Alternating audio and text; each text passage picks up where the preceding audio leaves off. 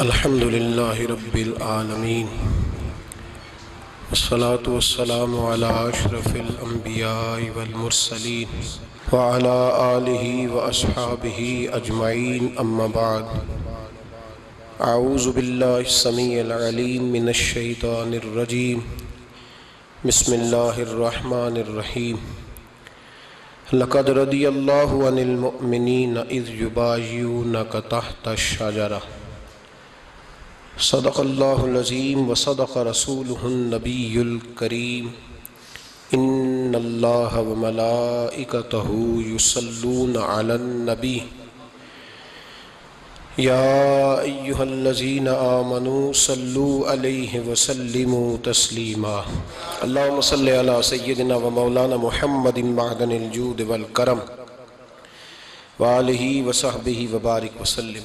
حمد الصلاۃ کے بعد امیر المومنین خلیفۃ المسلمین داماد مصطفیٰ صلی اللہ علیہ وسلم حضرت سیدنا عثمان غنی رضی اللہ تعالیٰ عنہ کی حیات مبارکہ کے حوالے سے چند باتیں آج گفتگو کا عنوان ہے۔ نبی کریم صلی اللہ تعالیٰ علیہ وسلم نے حدیبیہ کے موقع پر 9 ہجری میں عمرے کا ارادہ فرمایا تھا، اور حضور صلی اللہ تعالیٰ علیہ وسلم اپنے کئی سو صحابہ کے ساتھ احرام باندھ کر مقام حدیبیہ پر پہنچ گئے۔ سفیر اس کو بنایا جاتا تھا جو بڑا سمجھدار اور زیرک آدمی ہوتا تھا۔ نبی پاک صلی اللہ علیہ وسلم نے اس موقع پر جس کو اپنا سفیر بنا کے بھیجا وہ حضرت سیدنا عثمان غنی رضی اللہ تعالیٰ عنہ۔ حضور نے انہیں سفیر بنا کر کے مکہ مکرمہ میں بھیج دیا اور 2 ٹارگٹ دیے اپنے سفیر کو، 2 باتیں فرمائیں۔ فرمائے ایک تو جا کے مکے والوں کو بتاؤ کہ ہم جنگ کرنے نہیں آئے، اللہ کے گھر کا دیدار کرنے آئے، اور بڑے پرامن طریقے سے ہم طواف کریں گے، سعی کریں گے، عمرہ کریں گے، لوٹ جائیں گے۔ یہ ہمارا واحد ایجنڈا ہے، اس کے علاوہ کوئی پروگرام نہیں ہے۔ اور دوسرا انہیں یہ بتاؤ ان لوگوں کو جو ایک زمانے سے مکہ مکرمہ میں کفار مکہ کے ظلم سہ رہے ہیں، ہمارے وہ غلام جو یہاں بڑی تکلیف میں ہیں، ان کو یہ خبر دے دو، عثمان انہیں میرا پیغام دے دینا کہ اب تمہاری مشکلات کے دن تھوڑے رہ گئے، اب بڑی جلدی اللہ تبارک و تعالی دین اسلام کو فتح عطا فرما دے گا۔ حضرت عثمان غنی تشریف لے گئے۔ جب حضرت عثمان غنی وہاں پہنچے تو کفار نے آپ کو روک لیا۔ انہوں نے کہا کہ آپ رکیے، دیر ہو گئی۔ ادھر ابو سفیان نے حضرت عثمان غنی رضی اللہ تعالیٰ عنہ کو یہ کہا کہ ہم نبی پاک صلی اللہ علیہ وسلم کو اور ان کے صحابہ کو عمرہ نہیں کرنے دیں گے، آپ اگر چاہیں تو وہ سامنے بیت اللہ شریف ہے، طواف کریں، آب زمزم پئیں، حجر اسود پہ جائیں، مقام ابراہیم پہ جائیں، صفا مروہ کریں، آپ چاہیں تو کر لیں۔ تو حضرت عثمان غنی رضی اللہ تعالیٰ عنہ فرمانے لگے میں تڑپ رہا ہوں کعبے کے طواف کے لیے، لیکن میں بیت اللہ کا طواف اسی وقت کروں گا جب آگے آگے مجھے میرے مصطفیٰ کریم نظر آئیں گے صلی اللہ تعالی علیہ وسلم۔ لوگ آج پوچھتے ہیں کہ بغیر مدینہ شریف جائے حج مکمل نہیں ہوتا۔ میں نے کہا مدینہ شریف کے بغیر حج ہو جاتا ہے، پر مدینے والے کے بغیر نہیں ہوتا، اس لیے کہ حضور نے فرمایا صحیح مسلم میں خذوا عنی مناسککم، حج کے طریقے مجھ سے سیکھو۔ اللہ نے تو کہہ دیا حج کرو، تفصیل تو بتائی نہیں، تو اب آپ کو حضور سے سیکھنا پڑے گا۔ مدینے کے بغیر تو شاید حج ہو جائے، پر مدینے والے کے بغیر حج نہیں ہوتا۔ حضرت عثمان غنی رضی اللہ تعالیٰ عنہ آنے لگے میں طواف ضرور کروں گا، پر اس وقت کروں گا جب مجھے حضور آگے آگے نظر آئیں گے۔ ادھر ایک شخص نے حضور کی بارگاہ میں بھی کہا اپنوں کا نہ پتہ ہوتا ہے، دل بدستاور کے حج اکبر است۔ جو دل ہوتے ہیں نا، دل کو دل سے راہ ہوتی ہے۔ یہ کئی دفعہ جسم علیحدہ علیحدہ ہوتے ہیں پر یہ اکٹھے دھڑک رہے ہوتے ہیں۔ تو دل کو راہ ہوتی ہے. عرض کی یا رسول اللہ صلی اللہ علیہ وسلم عثمان غنی تو طواف کر رہے ہوں گے، صفا مروہ میں ہوں گے، بڑی موج ہوگی، آب زمزم کھول کے پی رہے ہوں گے. حضور نے سامنے والے کا چہرہ غور سے دیکھا، فرمایا عثمان کو تم زیادہ جانتے ہو کہ میں زیادہ جانتا ہوں؟ یا رسول اللہ آپ ہی زیادہ جانتے ہیں. فرمایا پھر فکر نہ کرو، عثمان میرے بغیر طواف نہیں کرے گا. بات ختم ہو گئی، میرے بغیر عثمان طواف نہیں کرے گا، ختم ہو. اب کسی نے افواہ پھیلا دی کہ حضرت عثمان غنی کو شہید کر دیا گیا. نبی پاک علیہ السلام تک بھی خبر آئی. حضور جانتے تھے ہمارا دل نہیں کرتا کوئی انتشاری بات کرنے کو، لیکن جب لوگ کرتے ہیں تو پھر دل کو تکلیف ہوتی ہے. اب یہاں سب نے لکھا ہے کہ نبی پاک صلی اللہ علیہ وسلم کو خبر ملی، حضور پریشان ہوئے، صحابہ کو مشورے کے لیے بھی بلایا، بیعت رضوان بھی ہوئی. اگر علم غیب ہوتا، یہ سارا کچھ نہ ہوتا. اور میں نے کہا خدا کے بندے، اگر حضور اپنا علم غیب اس وقت ظاہر کرتے تو حضرت عثمان کے لیے قرآن کی آیتیں نہ نازل ہوتی، اس بیعت کے تذکرے نہ ہوتے. ہر بات پہ لوگ معاذ اللہ تعالیٰ. اب دیکھیں نا یہاں یہ جملہ چھوڑنے کی کیا ضرورت ہے؟ تم قوم کو کیا دے رہے ہو؟ لوگوں کو کیا بتا رہے ہو کہ نبی پاک علیہ السلام اندھیرے میں بیٹھ کے فیصلے کر رہے تھے؟ کیا بتا رہے؟ آج انٹیلیجنس کی رپورٹس بتا دیتی ہیں کہ وہ فلاں کس طرح کا ماحول ہے اور آپ نے کس طرح کرنا ہے، تو تمہیں اپنی خفیہ ایجنسیوں کے مطابق تم فیصلہ کرو تو کہتے ہو ہم بھئی اندھیرے میں فیصلہ نہیں کر رہے، ہمیں رپورٹ ہے تو فیصلہ کر رہے ہیں. اور نبی پاک علیہ السلام کے بارے میں تم لوگوں کو یہ بتا رہے ہو کہ حضور اندھیرے میں فیصلہ کر دیتے تھے، پتہ ہی نہیں تھا. کس طرح کی بات کرتے ہو؟ میرے محبوب پاک علیہ السلام فرماتے ہیں کہ اللہ تبارک و تعالیٰ نے مجھے اس طرح کا علم عطا فرمایا ہے کہ جو تمہارے ذہن میں ہو مجھ سے پوچھو، میں فوراً تمہیں جواب دوں گا. لیکن لوگ اڑ گئے ہیں، کیا کیا جائے؟ اور عجیب فلسفہ ہے. یہاں بھی گرہ لگا دی، پتہ ہوتا تو یہ سارا. اور میں نے کہا خدا کے بندے اگر یہ سارا کچھ نہ ہوتا تو پھر یہ آیتیں کیسے نازل ہوتی؟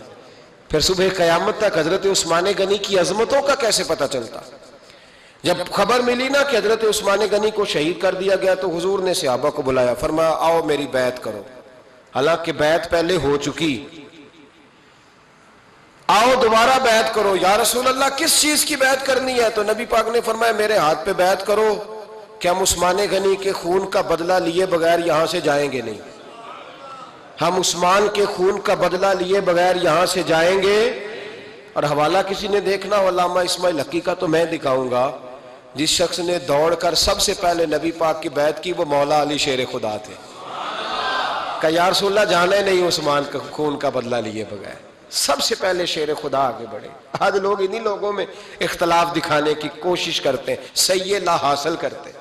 سب سے پہلے دوڑ کر حضرت شیر خدا آگے بڑھے، کہا حضور میں بیعت کرتا ہوں. نبی پاک نے صحابہ کے ہاتھوں میں بیعت ہو رہی ہے. یہ وہ والا واقعہ نہیں جو اس چوک میں پیش آیا تھا، یہ وہ والا واقعہ نہیں جو میرے ساتھ ہوا تھا تو میں آپ کو سنا رہا ہوں. یہ وہ والا واقعہ ہے جو رب کو اتنا پسند آیا کہ اللہ نے قرآن پاک میں بیان فرما دیا ہے.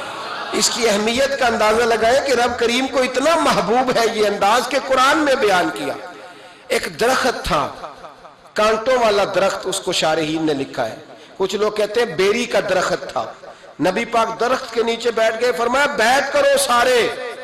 کن کے لیے بیعت ہو رہی؟ حضرت عثمان غنی کے لیے. ایک بیعت دین کے لیے ہوئی، قرآن کے لیے ہوئی، حدیث کے لیے ہوئی، اللہ کی توحید کے لیے. اور آج نئے سرے سے بیعت ہو رہی ہے، کس کے لیے؟ بول کے بتائیے. حضرت سیدنا عثمان غنی رضی اللہ تعالیٰ عنہ. اس شخص کی عظمت کا کوئی اندازہ کر سکتا ہے؟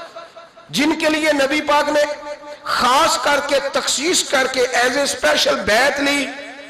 اور صحابہ نے جب بیعت کی تو اللہ کو اتنی پسند آئی کہ قرآن مجید کی سورہ فتح کی آیت نمبر 18 میں بیان کیا.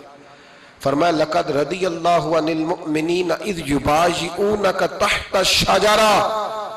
فرمایا محبوب تحقیق اللہ ان مومنوں سے راضی ہے جو درخت کے نیچے آپ کی بیعت کر رہے تھے. تحقیق اللہ ان سے راضی ہوا، ان ایمان والوں سے جو درخت کے نیچے آپ کی بیعت کر رہے تھے. درخت کے نیچے تحت الشجرہ. قرآن مجید کے الفاظ اگر آپ غور کریں گے تو آپ کو حضرت عثمان غنی کی عظمت کا پتہ چلے گا اور اس واقعے کی حساسیت کی آپ کو سمجھ آئے گی کہ بیعتیں تو مسجد میں بھی ہوئی لیکن نام لے کے نہیں کہا محبوب جنہوں نے مسجد میں بیعت کی. نام لے کے نہیں کہا، حالانکہ وہ بیعتیں بھی اللہ کو بڑی محبوب ہے. بیعتیں تو میرے بھائی نبی پاک نے بیت اللہ شریف کے پاس بھی کی، مسجد نبوی میں بھی کی، لیکن یہاں نام لے کر کوئی بھول نہ جائے. کسی نے کہہ دینا تھا کوئی اور بیعت تھی جی، لوگ شرح کر رہے ہیں نا مرد، وہ تو کسی اور کی بیعت. نام لے کے کہا محبوب تحت شجرہ، وہ جو درخت کے نیچے بیعت ہوئی، وہ جو بیعت درخت کے نیچے ہوئی، اور جنہوں نے بیعت کی لقد رضی اللہ عن المومنین، تحقیق اللہ ان مومنوں سے راضی ہو گیا. اللہ ان مومنوں سے، صحیح بخاری صحیح مسلم میں صحابہ نے پوچھا یا رسول اللہ کس طرح راضی ہوا ہے؟ فرمایا آج جس نے میرے ہاتھ پہ بیعت کی ہے رب کریم نے وعدہ کر لیا ہے سب کو جنت عطا فرمائے گا، جنتی ہو گئے سارے.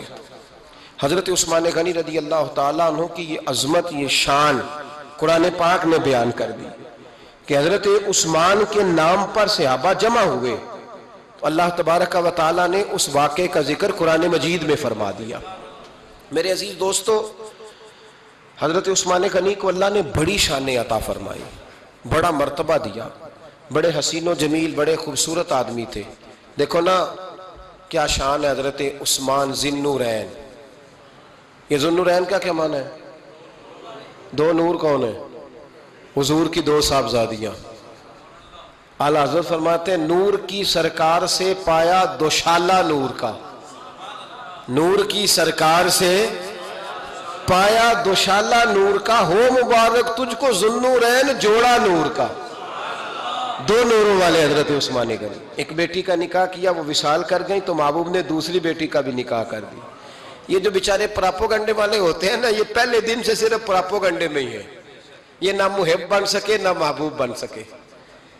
ان کا نہ کوئی اپنا ہوا نہ انہیں کسی نے اپنایا.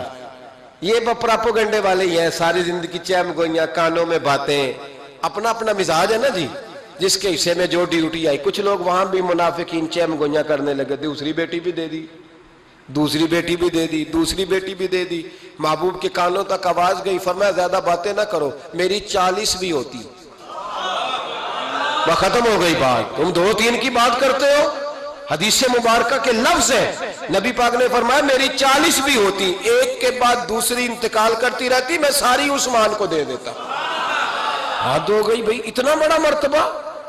چیم گوئیاں نہ کرو، دوسری بھی دے دی، میری 40 بھی ہوتی. اس حدیث کا ترجمہ یہ ہے کہ محبوب فرماتے ہیں کہ مجھے عثمان پر اعتبار ہی بڑا ہے، مجھے عثمان پیارا ہی بڑا ہے، عثمان غنی کی عظمت ہی بڑی ہے. فرمایا میری 40 بھی ہوتی تو میں ساری یکے بعد دیگر حضرت اسامہ بن زید رضی اللہ تعالیٰ عنہ فرماتے ہیں نبی پاک نے اپنی صاحبزادی حضرت رقیہ رضی اللہ تعالیٰ عنہ کا نکاح حضرت عثمان غنی کے ساتھ کیا تو دونوں میاں بیوی پیارے بڑے تھے، حسین و جمیل بڑے. حضرت عثمان بڑے نفیس آدمی تھے، بڑی نفاست تھی. کپڑا سادہ پہنتے تھے لیکن لوگ کہتے ہیں کبھی ہم نے ان کے کپڑوں پہ دھبا نہیں دیکھا، چہرے پر اتنا سا گرد کا نشان نہیں دیکھا. ہمارے ملک میں سب سے زیادہ خرچہ میک اپ کا آتا ہے، پتہ ہے آپ کو جی؟ اب اگلی جو بات کرنی ہے اس پہ اپنے آپ کو وقت کتنا دیتے ہو، سجنے میں، سورنے میں، تیار ہونے میں کتنا وقت لگاتے ہو. فرمانے لگے حضرت عثمان غنی اتنا تو ٹائم ہی نہیں ہے کہ اپنے آپ کو دیا جائے. تو قبر اتنے پیارے کیسے لگتے ہو؟ فرمانے لگے اپنی وجہ سے نہیں لگتا، حضور کی وجہ سے پیارا لگتا.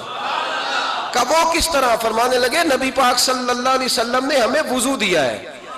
فرمایا ایک دفعہ وضو کر کے آئینے کے سامنے کھڑا ہوتا ہوں یوں لگتا ہے اللہ نے میرے چہرے کو پہلے سے زیادہ نور عطا کر دیا ہے.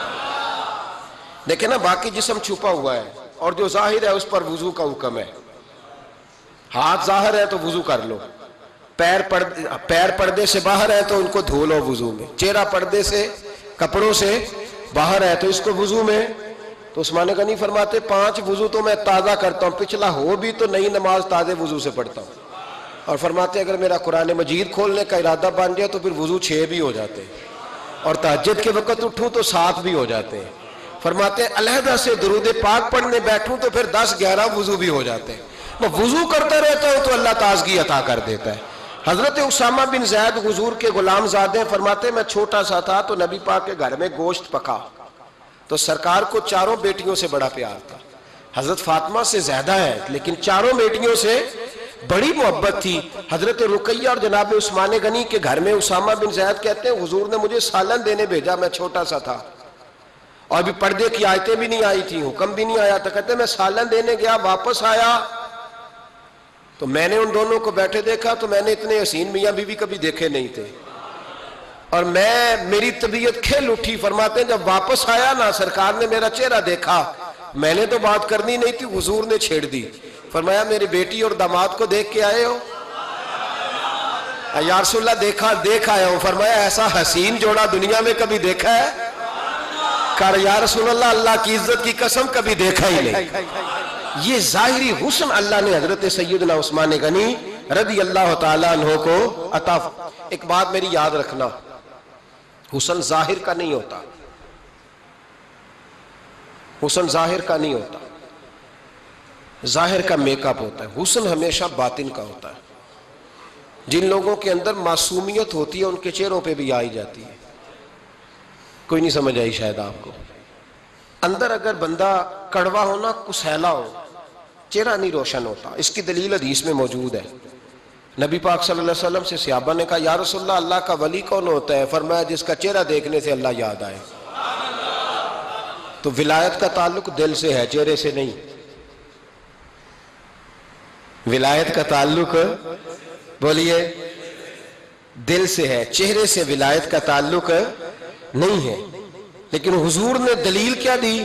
چہرہ دیکھو تو اللہ یاد آئے. گویا محبوب نے فرمایا کہ دل اگر ولی کا ہو تو پھر اللہ تعالیٰ دل کی برکت سے چہرہ بھی نورانی عطا فرما دیتا ہے. چہرہ بھی نورانی. بہت سارے میں نے ایسے بزرگوں کو دیکھا جن کے رنگ گورے نہیں تھے پر نورانی تھے. ہمارے علامہ فیض احمد اویسی صاحب رحمۃ اللہ علیہ, میرے استاد گرامی, کا رنگ گورا نہیں تھا, لیکن جو بابا جی کو دیکھتا تھا فدا ہی ہو جاتا تھا. رنگ گورا نہیں تھا, گندمی تھا, لیکن کیا بات تھی چہرے کی معصومیت کی. تو یاد رکھیں حضرت عثمان غنی کے باطن میں جو حسن تھا, جو وقار تھا, وہ چہرے سے چھلکتا تھا. چند خوبیاں بڑی زیادہ تھی حضرت عثمان غنی میں, بہت زیادہ تھی چند خوبیاں. ایک بہت بڑی خوبی حضرت عثمان غنی کی جس کو نبی پاک نے بڑا چاہا, وہ تھا حضرت عثمان غنی کا سخی ہونا. مالا والے سخی نہیں ہوندے, مالا والے سخی ان کے پاس تو پیسہ بافر ہوتا ہے, کسی وقت 10,000 کا تعاون کاری دیتے ہیں کسی کے ساتھ, وہ سخی نہیں ہوتے. بھئی کسی ایک بندہ 1.5 کروڑ کی اسامی ہے تو کسی کو 20,000 کا تعاون کر دے, سخاوت تھوڑی ہے. کروڑوں روپیہ اس کے پاس پڑا ہوا ہے. مالا والے سخی, یہ میاں صاحب نے کہا ہے, مالا والے سخی نہیں ہوندے. سخیاں کل مال نہیں ہوندا, سخیاں کل مال ہے, اس لیے کہ جمع کریں گے تو رہے گا نا, وہ سخی جمع کرتا ہی نہیں. مالا والے سخی نہیں ہوندے, سخیاں کل مال نہیں ہوندا. ایتھے اوتھے دوویں جہانی, سخی کنگال نہیں ہوندا. حضرت عثمان غنی رضی اللہ تعالیٰ عنہ فرماتے ہیں کہ جس دن حضور نے تبوک کے لیے جیش اسرا کے لیے اعلان کیا نا, تو حضرت عثمان غنی فرماتے ہیں کہ حضرت ابو بکر صدیق تو سارا مال لے آئے تھے, جناب عمر آدھا لے آئے تھے, مولا علی شیر خدا نے جی کھول کے دیا تھا, لیکن 800 گھوڑے بما پالان کی ضرورت تھی. یعنی 800 فوجیوں کا خرچہ, اپنے لفظوں میں بات کر رہا ہوں. فوجی کا خرچہ کیا ہوتا تھا کہ فوجی کا گھوڑا بھی چاہیے, گھوڑے کے ساتھ کجاوا بھی چاہیے, تلوار بھی چاہیے, نیزہ بھی چاہیے, تیر بھی چاہیے, لوہے کی جیکٹ بھی چاہیے. حضرت عثمان غنی کہتے ہیں نبی پاک نے اعلان کرنا شروع کیا. ایک دفعہ اعلان کیا تو میں نے کہا حضور 200 فوجی کا خرچہ میرا. تو نبی پاک نے دوسری دفعہ اعلان کیا تو کوئی اٹھا ہی نہیں. جنہوں نے دینا تھا وہ تو سارا کچھ پہلے ہی دے چکے تھے, کوئی اٹھا نہیں. کہتے مجھے بڑا عجیب لگا کہ میرے مصطفیٰ اعلان کریں. حضرت عثمان غنی فرماتے ہیں, شاہ ولی اللہ صاحب نے ازالت الخفا میں لکھا ہے کہ یوں پکڑ کے کہتے ہیں میں نے اپنا نا گریبان پکڑ لیا, عثمان تیرے نبی کو اعلان کرنا پڑ رہا. کہتے 1000 فوجی کا خرچہ چاہیے تھا, 1000 کا. عثمان کہتے تیسری دفعہ حضور نے اعلان کیا تو کہا یا رسول اللہ 200 اور ڈال لے. سنو سخی کس کو کہتے ہیں. حضرت عثمان غنی رضی اللہ تعالیٰ عنہ فرماتے ہیں میرے پاس کل خرچہ میرے پاس 800 فوجیوں کا تھا, میں سارا کچھ بھی گھر سے لے آؤں تو 1000 میں پھر بھی پورا نہیں کر سکتا تھا. لیکن جب نبی پاک نے چوتھی دفعہ کہا نا کہ اٹھو بھائی ابھی خرچہ چاہیے, عثمان کہتے ہیں مجھے لگتا تھا میرے گریبان پھٹ جائے گا. یار میرے محبوب کو اعلان کرنا پڑ رہا ہے, عثمان غنی فرماتے میں اٹھ کے کھڑا ہوا، میں نے کہا حضور اب آپ نے اعلان نہیں کرنا، آپ 1000 ہی میرے کھاتے میں ڈال دیں، میں سب کا بندوبست کرا دوں گا۔ فرماتے میں نے 200 فوجی کا خرچہ پکڑ دکڑ کے پورا کیا۔ 200 کا خرچہ، غریب اصل میں اللہ سے تجارت نہیں کرتا اس لیے امیر نہیں ہوتا، غریب اللہ سے تجارت کرے نا، اللہ سے اس کے رستے میں 200 دے کے 70 گنا کی امید رکھے یہاں بھی وہاں بھی، پھر امیر ہو جائے۔ یہ تجارت نہیں کرتا، یہ کہتا ہے اللہ کے رستے میں امیر خرچ کریں گے، میری نہیں ڈیوٹی۔ حضرت عثمان غنی کہتے ہیں میرے پاس 800 کا بندوبست تھا، میں نے 1000 کا دیا۔ حضور تشریف لے گئے، فرماتے ہیں جہاد سے جب واپسی ہوئی نا، ایک ایسا سودا تھا جس میں سے مجھے نفع کی امید ہی نہیں تھی، پر اللہ نے مجھے 11 گنا نفع عطا فرمایا۔ مالا والے سخی نہیں ہوندے، سخیاں کل مال۔ دیکھیں نا جنت البقیع، وہ والا قبرستان جس میں کوئی دفن ہو جائے تو نبی پاک کی سفارش کا حقدار ہو گیا، وہ والا قبرستان جس کا نام ہی جنت ہے۔ وہاں نا ایک یہودی اپنے جانور باندھا کرتا تھا، تو سرکار ایک دن اس طرف گئے تو واپس آئے، حضرت عثمان غنی قریب کھڑے تھے، نبی کریم صلی اللہ تعالی علیہ وسلم نے فرمایا عثمان اس جگہ کی طرف ذرا چکر لگانا، جگہ بڑی اچھی ہے۔ عثمان غنی گئے، جگہ خرید کے واپس آ گئے۔ حضور نے فرمایا ہوا ہے؟ عرض کی حضور خرید آیا ہوں۔ فرمایا میں نے تو چکر لگانے کا کہا تھا۔ کہا یا رسول اللہ آپ نے یہ بھی تو فرمایا تھا جگہ بڑی اچھی ہے، تو جس کو آپ نے اچھا کہہ دیا یہودی کے پاس تو نہیں نہ رہنی چاہیے، تو میں نے خرید دی۔ شرم نہیں آتی لوگوں کو۔ حضرت عثمان کے بارے میں بات کرتے ہیں، جس قبرستان میں سیدہ پاک بی بی صاحبہ حضرت فاطمہ الزہرا آرام کر رہی ہے، وہ زمین حضرت عثمان نے تحفہ دی ہے۔ حیا نہیں آتی بات کرتے؟ شرم نہیں آتی؟ یہ صدقہ سیدہ فاطمہ کا ہی ہے، انہی کے لیے اللہ نے تحفہ دیا، اور اس کے پیسے حضرت عثمان غنی نے ادا کیے۔ پھر اس قبرستان میں سیدہ پاک نے آرام کیا، پھر اسی قبرستان میں عثمان ابن مسعود نے آرام کیا، پھر اسی قبرستان میں حضرت حلیمہ سعدیہ لیٹی ہوئی ہے، اسی قبرستان کے اندر نبی پاک کی زوجہ سیدہ عائشہ آرام کرتی ہے، پھر اسی زمین پر میرے محبوب کے پیارے نواسے امام حسن آرام فرمائے۔ حضرت عثمان غنی رضی اللہ تعالیٰ عنہ کے بارے میں بات کرتے تیری زبان نہیں کانپتی؟ ان کو بات کرتا ہے جن کے تحفے اہل بیت نبوت نے قبول فرمائے، اور وہاں آرام کرنا انہوں نے پسند کیا، اتنا بڑا جرت بند ہو گیا تو۔ حضرت سیدنا عثمان غنی رضی اللہ تعالیٰ عنہ سخاوت کی تو کمال کر دیا حضرت عثمان غنی، اور پھر ضرورت سے زیادہ پیسے دے کے۔ وہ کنویں کی بات بڑی معروف ہے، میں نے بس اشارہ کرنا ہے، نبی پاک نے بھی اعلان کیا تو بڑا ہی اعلان کر دیا، فرمایا وہ میٹھے پانی کا کنواں ہے، قبضہ یہودی کا ہے، جو بندہ خرید کر وقف کرے گا نا اسے کیا ملے گا؟ تو حضور نے فرمایا میری جیب میں جنت کی ٹکٹ ہے، میں اسے جنت دے دینی، یہ ہے عرض جنت، یہ طیبہ کی زمین ہے، جنت بھی یہی، مال کے جنت بھی یہی ہے، جنت لے لے مجھ سے، لے لے۔ حضرت عثمان غنی گئے، اس کو کہا بھئی کنواں میرے ہاتھ بیچ دے۔ کنویں کی قیمت تھی 500-700 دینار، تو حضرت عثمان 500-600 دینار کل کنویں کی قیمت تھی۔ جناب عثمان غنی گئے، یہودی کو پتا تھا کہ یہ خریدنا چاہتے ہیں، فرمایا یار یہ کنواں بیچ دو۔ کہنے لگا نہیں بیچنا۔ فرمایا قیمت منہ مانگی، کہنے لگا قیمت میری مرضی کی، کہا تمہاری مرضی کی، اپنی اپنی اوقات ہوتی ہے نا قیمت لگانے کی، تمہاری مرضی کی۔ کہنے لگا میری شرط ہے میں ایک دن کے لیے کنواں دوں گا، ایک دن میں ایک دن آپ۔ فرمایا یہ بھی منظور ہے۔ کتنے پیسے؟ اس نے کہا میں 3000 دینار لوں گا، 500-600 کا ہے۔ حضرت عثمان غنی فرمانے لگے تو نے اپنی اوقات کے مطابق 3000 مانگا ہے، میں 40,000 لے کے آیا تھا، اپنی اوقات کے مطابق مانگا، 40,000 دینار میری جیب میں۔ یہودی کہنے لگا عثمان تو تاجر ہے، اور عام تاجر نہیں، عالمی سطح کا تاجر ہے، لوگ تیری تجارت کی مثالیں عرب میں دیتے ہیں، پر 500-600 کا کنواں 40,000۔ فرمانے لگے مسئلہ کنویں کا نہیں، مسئلہ مصطفیٰ کے فرمان کا ہے، وہ جو حضور کا فرمان پورا کرنا ہے نا، اس کے لیے 40,000 تھوڑے ہیں، میرے پاس تھے ہی اتنے جو لے کے آیا ہوں۔ حضرت عثمان نے پیسے چکائے، اس نے کہا ایک دن پانی ملے گا۔ فرمایا منظور ہے۔ وہ ایک دن بیچا کرتا تھا پانی، حضرت عثمان نے اعلان کر دیا جو میرا دن ہے نا فری پیو، اپنے بھی پیو، بیگانے کا اعلان کوئی نہیں کرنا، میرا کوئی پروگرام نہیں۔ لیکن آپ مطلب ہلکا ہلکا ایسے ایسے دیکھیں گے, سوچیں گے, غور کریں گے, او بھائی پیسہ بھی بانٹنے سے چلو بولو تو صحیح نا, اس پر بھی آپ حامی تو بھرے نا, سچی بات کر تو لینی چاہیے نا. چلے عمر آپ 2 سال کے بعد کر لینا, 6 سال کے بعد کر لینا, پر ہاں نہ تو صحیح کرے نا. پیسہ بھی ہمیشہ بانٹنے سے. ملا رومی رحمت اللہ علیہ فرماتے ہیں کنویں سے سادہ پانی نکل جائے تو تازہ آ جاتا ہے, اور اگر پانی کنویں کے اندر رہے سارا ختم نہ ہو تو باسی ہو جاتا ہے.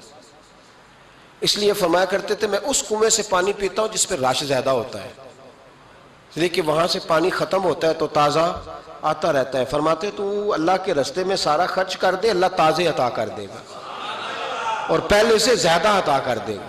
میرا آپ کا مسئلہ یہ ہے کہ تجارت بندوں کے ساتھ ہے.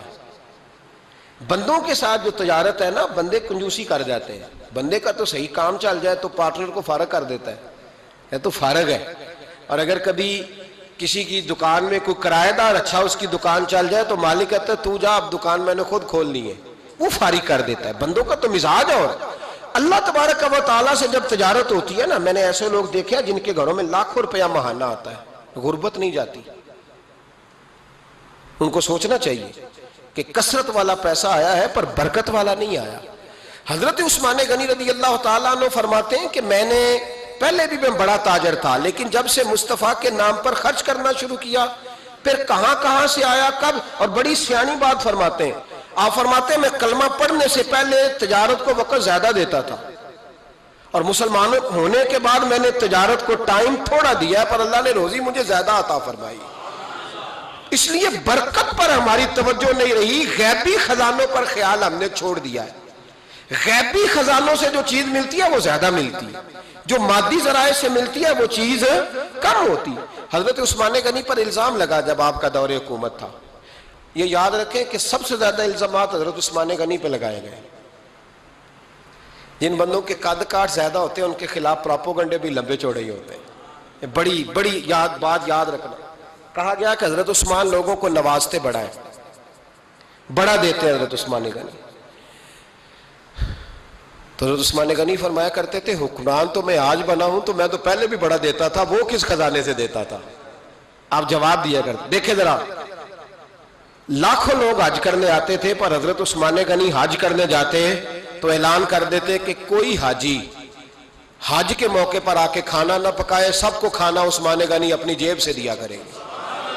مینا میں لنگر کھانا ہوتا تھا حضرت عثمان غنی کا, مینا میں. فرماتے تھے کھاؤ حاجیو جتنا کھا سکتے. اور پھر حضرت عثمان غنی کا اعلان تھا, خدام کو کہتے تھے میں آخر میں کھاؤں گا, پہلے میرے سارے آنے والے حاجیوں کو کھلایا جائے.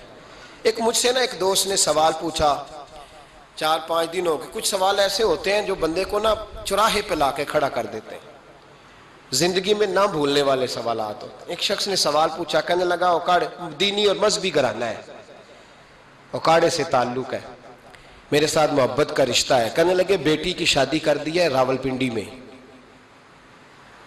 آپ کی بھی بیٹیاں ہیں, میری بھی بیٹی ہے. بیٹی کی شادی کر دی ہے راولپنڈی میں. اب بچی چند دن رہنے آئی ہے. پوچھنا یہ ہے کہ نماز پوری پڑے گی کہ قصر پڑے گی. تو میرا تو اس نے کام کر دیا, حد ہو گئی, رو رو کے برا حال. میں نے کہا یار تو بند کر دے فون, رات کو بتاؤں گا. کیا پوچھ لیا یار تو نے. بیٹی مسافر نہیں ہوتی, بیٹی تو مہرانی ہوتی ہے باپ کے گھر کی. وہ بیٹی مطلب کیسے بتاؤں کہ دل کرتا ہے کہ بیٹی وہ صرف ہنسے, وہ روئے کبھی نہ. یہ دعا ہوتی ہے. تو نے اتنا بڑا سوال کیوں کیا؟ بہرحال علماء کو کچھ چیزوں کے جواب دینے پڑتے ہیں. میں نے کہا میں رات کو بتاؤں گا. رات کو پھر فون آیا کہ آپ تو بڑی جلدی جواب دینے کے عادی ہیں تو دیر کیوں کر دی. تو میں نے کہا یار جواب تو میرے پاس تھا لیکن ہمت نہیں تھی ابھی. تو میں نے کہا کہ اگر تو بیٹی آئی ہے والد کے گھر میں اور ابا جی کا پروگرام ہے اسے جائیداد میں سے حصہ دینے کا, تو پھر تو بیٹی نماز پوری پڑے گی. لیکن اگر ابا جی نے علیحدہ کر کے انگوٹھا لگوانا ہے تو پھر بیٹی مسافر ہے. اگر ابا جی نے اس کو علیحدہ کر کے انگوٹھا لگوانا ہے نا کہ دے دے بھائیوں کو, خیر ہے تیری شادی پہ خرچہ کر دیا ہے.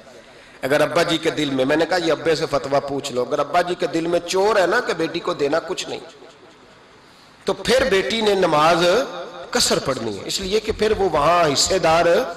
اس کی دلیل حضرت عثمان غنی رضی اللہ تعالیٰ عنہ حج کے لیے تشریف لے گئے تو لوگوں نے حضرت عثمان غنی سے کہا کہ نبی پاک بھی قصر نماز پڑھتے تھے، حضرت عمر بھی حج کے موقع پر قصر پڑھتے، حضرت ابو بکر بھی، آپ کیوں پوری پڑھتے؟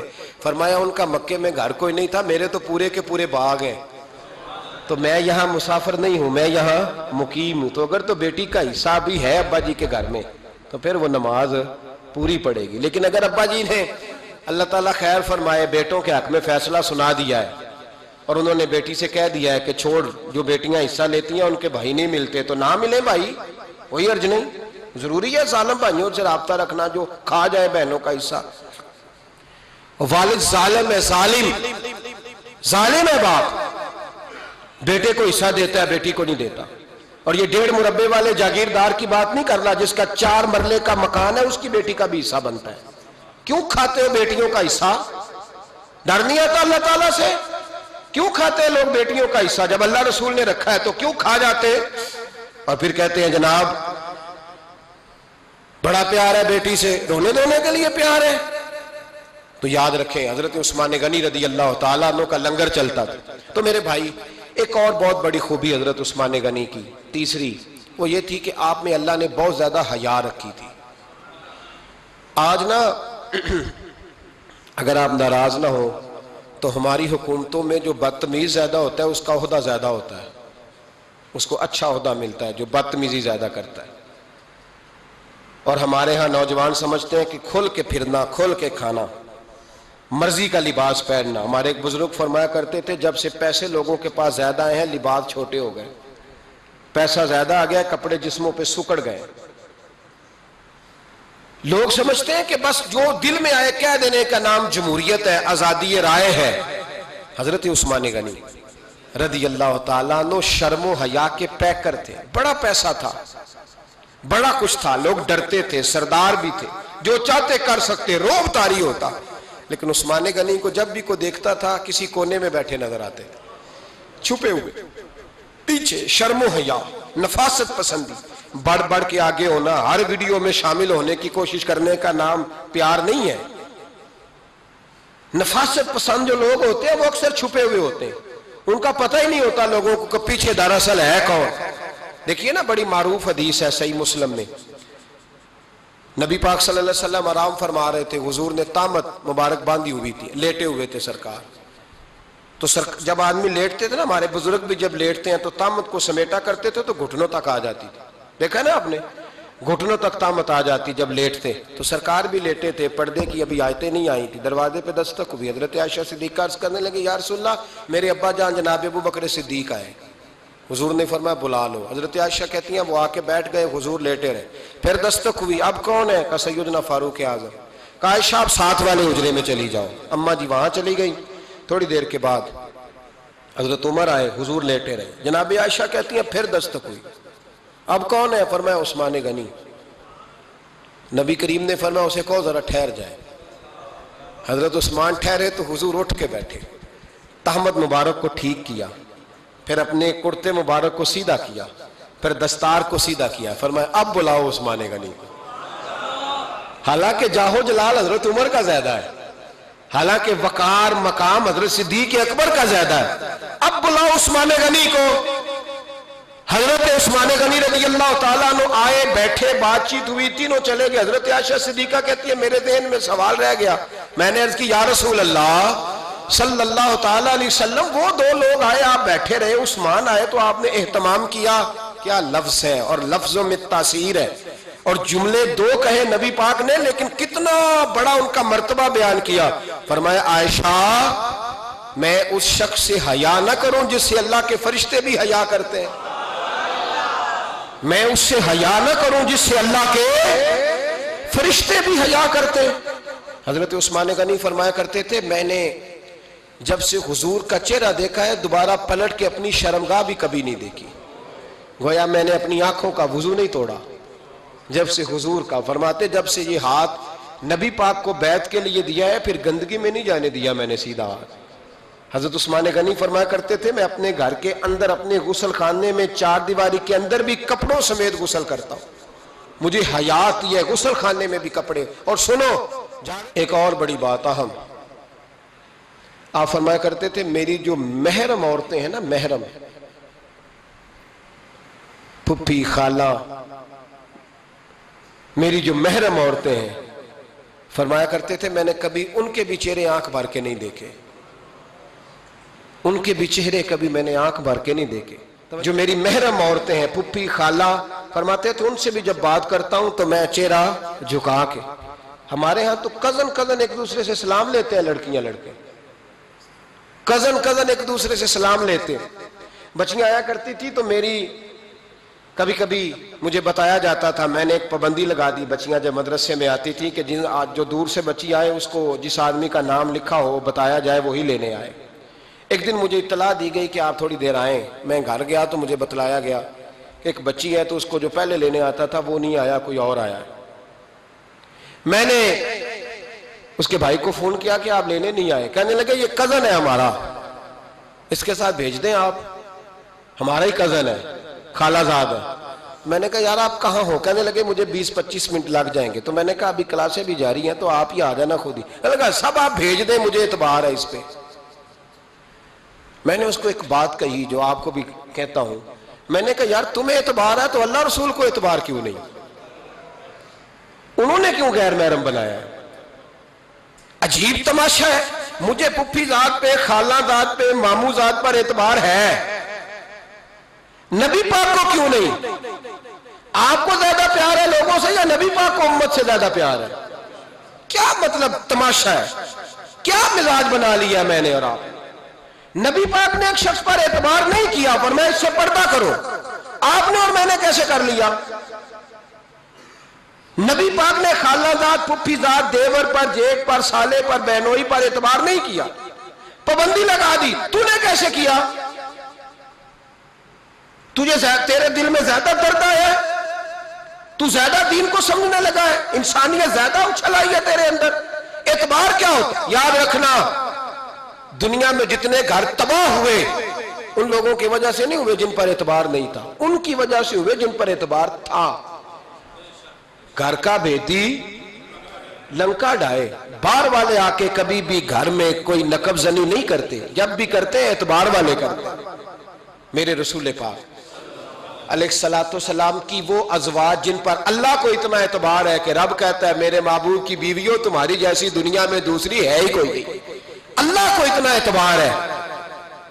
لیکن ایک نابینا صحابی آئے تو حضور کی 2 ازواج بیٹھی تھی تو نبی پاک نے فرمایا پردہ کرو. یا رسول اللہ وہ تو نابینا ہے. فرمایا تمہیں تو نظر آ رہا ہے نا، تمہاری آنکھیں تو کھلی ہوئی ہیں. حضور کو اعتبار نہیں تھا. بس کر دیں. سب سے بڑا ظالم وہ ہے جو کہتا ہے مجھے بیٹی پہ اعتبار ہے. وہ ظالم ہے، وہ اپنی بیٹی کے ساتھ ظلم کر رہا ہے. جو کہتا ہے مجھے اعتبار ہے، کالج جا رہی ہے، یونیورسٹی جا رہی ہے، اکیلے آ جا رہی ہے، مجھے اعتبار ہے. یہ ظلم کر رہا ہے بچی کے ساتھ. وہ تو بچی ہے، اس کا تو ذہن کمزور ہے.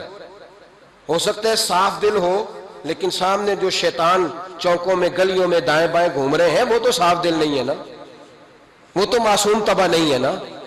تو بعض اوقات بڑے اچھے نفیس بچے بھی شیطانوں کا شکار ہو جاتے ہیں. خدا کا خوف کریں. حضرت عثمان غنی کی زندگی، حضرت عثمان فرماتے ہیں جو محرم عورتیں تھیں ان کی طرف بھی آنکھ بھر کے نہیں دیکھا، اس لیے کہ وہ خاتون ہے، میں مرد ہوں، میری حیا مانے. آج لوگوں کو شوق ہو گیا عورتوں کی مجلس میں دوڑ دوڑ کے جانا، وہاں بیٹھنا، وہاں وقت بتانا. پیرانے عظام کہتے ہیں کہ وہ درویشنیوں کے بیچ بیٹھے ہیں جی، باپ بیٹی ہوتے ہیں جی، مریدنی اور پیر. میں نے کہا کوئی نہیں ہوتے. اس رشتے پر استدلال ہے. اعلیٰ حضرت فرماتے ہیں واجب ہے پردہ پیر اور مریدنی کا، یہ پردہ واجب ہے. اگر کوئی شخص اس طرح بے پردہ بیعت لے گا، بیچ میں بیٹھے گا تو اس کا تو مرید ہونا ویسے ہی حرام ہے، جائز ہی نہیں ہے. جو سارا دن تویز دھاگے کے لیے بیٹھا رہے اور بیویوں سے گفتگو کرتا رہے. خدا را حضرت عثمان غنی رضی اللہ تعالیٰ عنہ کی زندگی میں جو باتیں ہمیں بہت زیادہ ملتی ہیں ان میں نفاست ہے، آپ کی حیا ہے، سخاوت ہے. ایک بات اور سن لیں، بڑا ستایا گیا حضرت عثمان غنی کو، پراپوگنڈے کیے گئے، آپ کے خلاف مہم چلی. عبداللہ ابن سبا نے بڑی مہم جوئی کی آپ کے خلاف. یہودیوں نے مسلمانوں کا روپ دھار کر بڑا آپ کو ستایا، تکلیفیں دیں. جی آپ اپنے رشتہ داروں کو بڑا دیتے ہیں. فرمایا کرتے تھے جیب سے دیتا ہوں، مال خزانہ سے نہیں دیتا. حضرت عثمان غنی رضی اللہ تعالیٰ عنہ کو بڑا ستایا گیا. یہ واحد خلفائے راشدین میں خلیفہ ہے جن کا 40 دن پانی بند کیا گیا، کھانا نہیں آنے دیا گیا. لیکن کمال ہستی حضرت عثمان غنی کی. مولا علی جیسے شیروں نے جا کے کہا آپ اشارہ کریں، یہ جو آپ کے خلاف نکلے ہوئے ہیں تو ایک تلوار سے مار دیے جائیں گے. تو حضرت سیدنا عثمان غنی فرمانے لگے میں وہ والا مینڈا نہیں بننا چاہتا جس کی وجہ سے مدینے کی گلیاں رنگین ہو جائیں. امن کا کعب خلافت چھوڑ دیں. فرمایا حضور نے کہا تھا اللہ تمہیں ایک قمیض پہنائے گا، لوگ اتارنا چاہیں گے تم نے اتارنی نہیں. صبر سے، حوصلے سے، اطمینان سے. یہ وہ واحد ہستی ہے حضرت عثمان غنی جنہوں نے شہادت قبول کر لی لیکن تلوار نہیں چلنے دی، لوگوں کو ایک دوسرے کے گلے نہیں کاٹنے دی. وہ شخصیت ہے حضرت عثمان غنی کی. لیکن بڑا ستایا گیا، بڑا پراپوگنڈا. مجھے بتائیے اس کے بارے میں اللہ قرآن کی آیتیں نازل کر دے اور جس کے بارے میں مصطفیٰ کریم ایک بار نہیں تین بار جنت کی بشارت عطا کر دے. کوئی بندہ ہمیں تاریخ بتائے، حوالے دے، کہانیاں سنائے تو ہم اس کی کہانیاں دیکھیں گے یا نبی پاک کا فرمان دیکھیں گے؟ بولیں جا کے، بولیں جا کے. کسی کہانی پر کبھی بھی کان. بس ایک حدیث میں نے بڑی دفعہ سنائی ہے، پھر سناتا ہوں، ترمذی میں ہے. نبی پاک جنازگاہ تک گئے جنازہ پڑھنے. یا رسول اللہ فلاں آدمی انتقال کر گیا. جنازگاہ تک تشریف لے گئے جنازہ پڑھانے، لیکن جنازگاہ تک پہنچ کر محبوب نے فرمایا اس کا جنازہ نہیں پڑھانا. یا رسول اللہ کیوں؟ فرمایا اس لیے کہ یہ عثمان غنی سے بغض رکھتا تھا. تو حضور تو اس کا جنازہ نہیں پڑھتے. خبردار کسی داستان پہ کان نہ دھریں. عقلیں دوڑاتے پھرتے ہیں لوگ، ایسے ہوا تھا تو ویسے ہوا تھا تو اس نے کہا تھا تو اس نے کہا تھا. ہمیں اس کی اس کی نہیں خبر، ہمیں تو مصطفیٰ کا پتہ ہے. جو حضور نے جن کی شان بیان کر دی ان کی شان پر ہم کسی تاریخ کا حوالہ مزید ضرورت محسوس ہے. بس اپنی طبیعت میں سادگی اور صفائی پیدا کریں، سخاوت پیدا کریں، حیا پیدا کریں. یہ حسن ہے. اس حسن کو حضرت عثمان غنی نے تقسیم کیا ہے. اللہ سمجھنے کی توفیق عطا فرمائے. آخر دعوانا